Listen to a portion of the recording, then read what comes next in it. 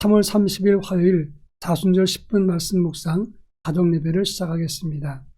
다 같이 주님 가르치신 기도하겠습니다. 하늘에 계신 우리 아버지, 아버지의 이름을 거룩하게 하시며 아버지의 나라가 오게 하시며 아버지의 뜻이 하늘에서와 같이 땅에서도 이루어지게 하소서. 오늘 우리에게 일용할 양식을 주시고 우리가 우리에게 잘못한 사람을 용서하여 준 것 같이 우리 죄를 용서하여 주시고 우리를 시험에 빠지지 않게 하시고 악에서 구하소서. 나라와 권능과 영광이 영원히 아버지의 것입니다. 아멘. 찬송가 536장 죄짐에 눌린 사람은 찬송가 536장을 부릅니다.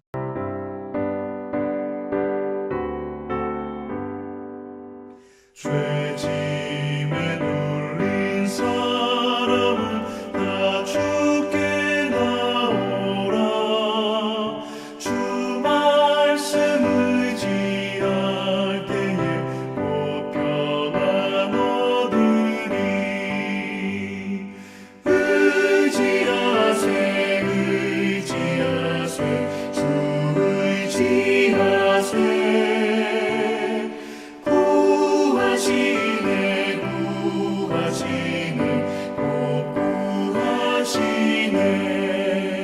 장구원 주신 주께서 보혈을 흘렸네.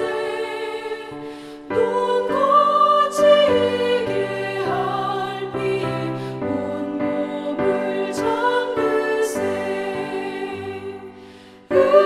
의지하세 의지하세 주 의지하세. 구하시네 구하시네 곧 구하시네. 길 되신 우리 구세주 늘 인도하시네. 너질지 말고 믿으면 참복을 받겠네. 의지하세 의지하세 주 의지하세. 구하시네 구하시네 곧 구하시네. 온 성도 하나 되어서 영광길 걸으면 한없는 은혜 받아서 영원히 누리리. 의지하세 의지하세 주 의지하세.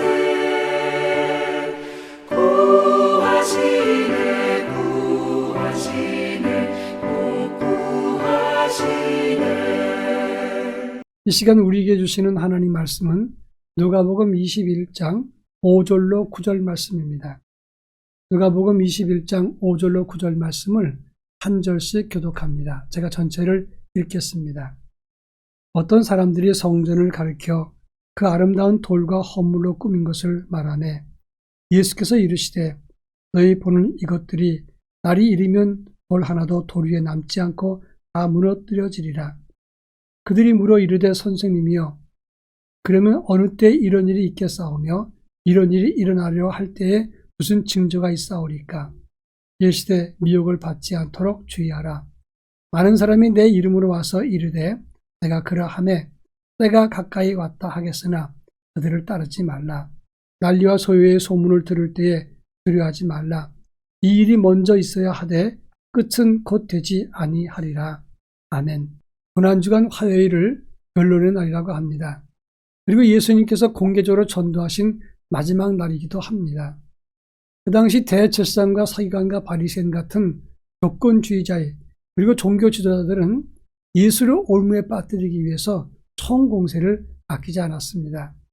예수 죽일 약점을 찾기 위해서 그들은 서슴없이 도발을 하고 그 충돌은 결정에 이르게 되었습니다. 플러머라가는 신학자는 말하기를 이 화요일은 결론의 날임과 동시에 질문의 날이라고 했습니다.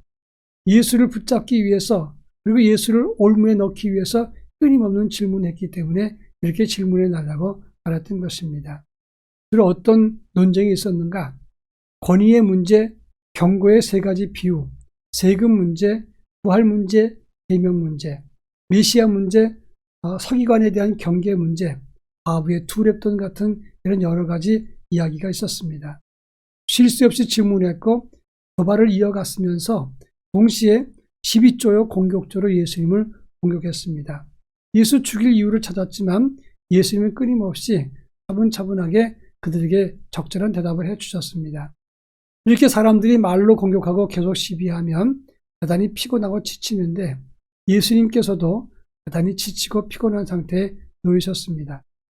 오늘 본문 누가복음 21장의 말씀은 이런 모든 화요일날 있었던 논쟁 끝부분에 예수님께서 예루살렘의 멸망과 종말과 심판에 관한 말씀을 하신 것이 오늘 본문의 내용인 것입니다. 그런데 중요한 것은 이미 예수님께서 종료주일 예루살렘에 입성하셨다가 그날 저녁 베다니에 가서 주무시고 월요일날 예루살렘에 다시 올라오시면서 누가복음 19장 41절에 보면 예수님이 예루살렘 가까이 오셨을 때 성을 보시고 우심에 이르시되 너도 오늘 평화에 관한 일을 알았으면 좋을 뻔하였거니와 지금 내 눈에 숨겨졌도다 이러시면서 예수님이 슬퍼하셨습니다. 하나님의 진노와 심판과 예루살렘 멸망이 있는데 저들은 아직도 눈이 어두워서 깨닫지 못하는구나. 그리고 끝까지 예수 죽이려고 혈안이 되어서 하나님의 뜻을 외면하고 있으니 저들이 멸망을 자처하는구나. 이렇게 말씀하시면서 예수님은 눈물을 흘리셨다고 하는 겁니다. 그리고 그로 인해서 많은 사람들이 죽고 고통스러워할 이 백성들을 보면서 예수님은 애통하셨다고 하는 것입니다. 그렇습니다. 예수님은 예루살렘을 보시면서 애통하시고 마음 아파하셨습니다. 근데 그 화요일날 갈등과 논쟁의 끝부분에 절정 끝에 다시 예루살렘의 멸망과 심판을 예고하고 있는 것입니다. 오늘 5절과 6절 말씀 보면 어떤 사람이 성전을 가리켜 그 아름다운 돌과 건물을 꾸민 것을 말했다고 했습니다. 예수님께서 너희는 보는 것 이것들 곧 돌 위에 돌이 남지 않고 파괴될 것이다 라고 말씀했습니다. 사람들은 자기가 쌓아놓은 외형적인 업적을 자랑하면서 대단히 흐뭇해했습니다. 예수님은 그러한 그들의 말에 대해서 너희가 보는 이것들이 다 파괴되고 말 것이다 라고 얘기했습니다. 그렇습니다. 우리가 쌓아놓은 외형의 업적은 곧 사라질 수 있다는 것을 알아야 됩니다. 이 엄청난 이야기를 들었던 그 당시 사람들은 예수님께 다시 물었습니다. 주님, 그러면 어느 때에 그런 일이 있을 수 있겠습니까? 라고 물었습니다.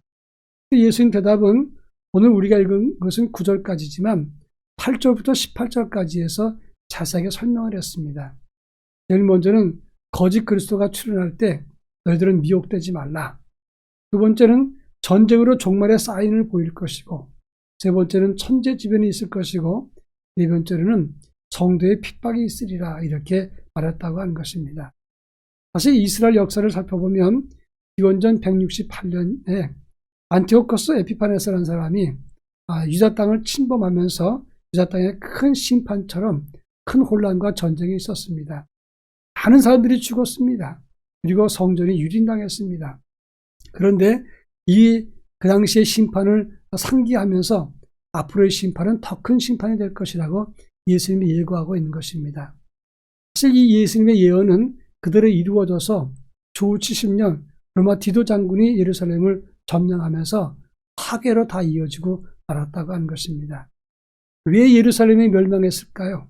그것은 하나님의 아들 예수, 하나님이 자기 사랑의 확증을 이렇게 무참하게 무시하고 하나님을 떠났기 때문에 하나님께서 그들을 심판하신 것입니다. 이제 마지막으로 21장 17절로 18절 말씀 보면 너희가 내 이름으로 말미암아 모든 사람들에게 미움을 받을 것이나 너희 머리털 하나도 상하지 않으리라 이렇게 말씀했습니다. 믿음을 가지고 예수 이름 지키고 그리고 하나님 마음 품고 주님을 따를 때 시련도 있고 이 세상 사람들의 미움도 받고 환난과 핍박을 받는다고 하는 것입니다. 그러나 그럴지라도 너희 머리털 하나도 상하지 않으리라 예수님이 약속해주고 있습니다. 여러분, 다니엘과 그의 세 친구를 아시죠? 다니엘과 세 친구는 믿음을 지키기 위해서 풀무불 속에 던져집니다. 사자굴 속에도 던져졌습니다. 그러나 풀무불 속에 들어갔지만 머리털 하나 상하지 않았고 사자도 손댈 수가 없었던 것입니다. 믿음을 지키고 그리고 하나님 편에 서서 제자로 살아가는 사람들, 핍박과 시련과 역경은 있을지라도 주님이 보호해 주신다는 사실을 잊어서는 안 되는 것입니다. 주의 제자로 당당하고 기쁜 삶을 살아갈 수 있기를 바랍니다. 다 같이 기도합니다. 끝까지 주님을 거역하는 논쟁의 자리에 서지 않게 하옵소서 기도할 것이고, 주의 편에 서는 제자로 살아가게 하옵소서 기도할 것입니다. 다 같이 기도합니다.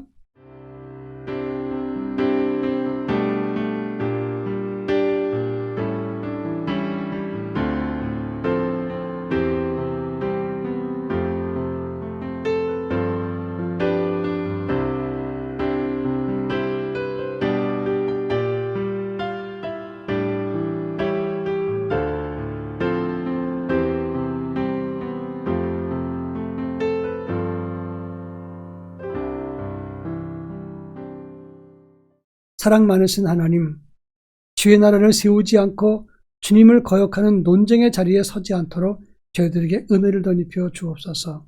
끝까지 주님 편에 서서 제자로서의 삶을 살아갈 수 있도록 은혜를 더하여 주시옵소서. 예수님의 이름으로 기도합니다. 아멘.